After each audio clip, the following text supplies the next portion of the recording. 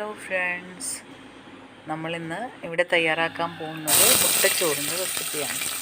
നമ്മൾ ആദ്യം തന്നെ ഒരു പാൻ വെച്ച് നെയ്യ് ഒഴിക്കുക. ഒരു 2 സ്പൂൺ നെയ്യ് ഒഴിച്ച് കഴിഞ്ഞാൽ അതിലേക്ക് നമുക്ക് സവാളയും അതുപോലെ പച്ചമുളക്, ഇഞ്ചി, വെളുത്തുള്ളി ഇതെല്ലാം കൂടിയിട്ട് ഒന്ന് സോട്ട് ചെയ്തെടുക്കുക. സോട്ട് ചെയ്യാമെന്ന് പറഞ്ഞാൽ അതിലേക്ക് വല്ലാണ്ട് ഇങ്ങനെ ബ്രൗൺ ആയിട്ട് വേണ്ട, ചെറുതായിട്ട് സോട്ട് ചെയ്തിട്ട് അതിലേക്ക് ക്യാരറ്റ് ചേർക്കുക. ക്യാരറ്റും ഇതുപോലെ കുറച്ചൊന്ന് സോട്ട് ചെയ്തിട്ട് അതിലേക്ക് നമുക്ക് 2 മുട്ട ഉപ്പിട്ടടിച്ച് വയ്ക്കുക.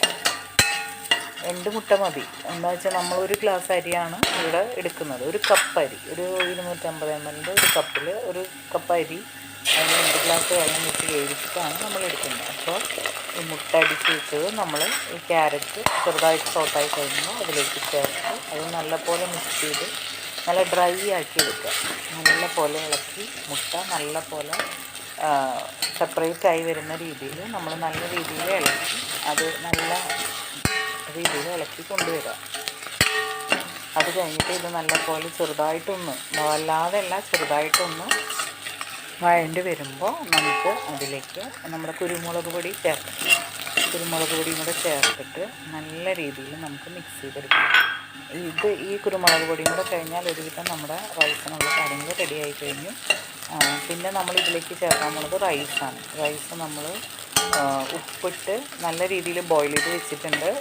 അധികം എന്ന് പറഞ്ഞാൽ വല്ലാതെ വേവ് കുറച്ചല്ല എടുക്കേണ്ടത്, കുറച്ച് വെന്ത രീതിയിലുള്ള ചോറായിട്ടാണ് നമുക്കിതിന് വേണ്ടത്. എന്നാലും ഇത്തിരി സുഖമായിട്ട് പിള്ളേർക്ക് കഴിക്കാൻ പറ്റുള്ളൂ.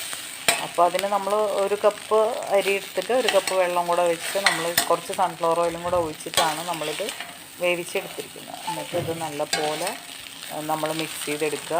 നല്ല രീതിയിൽ എല്ലാ ഭാഗത്തും എല്ലാ വെജിറ്റബിൾസും കാണത്തക്ക രീതിയിൽ നല്ല രീതിയിൽ മിക്സ് ചെയ്തെടുക്കുക.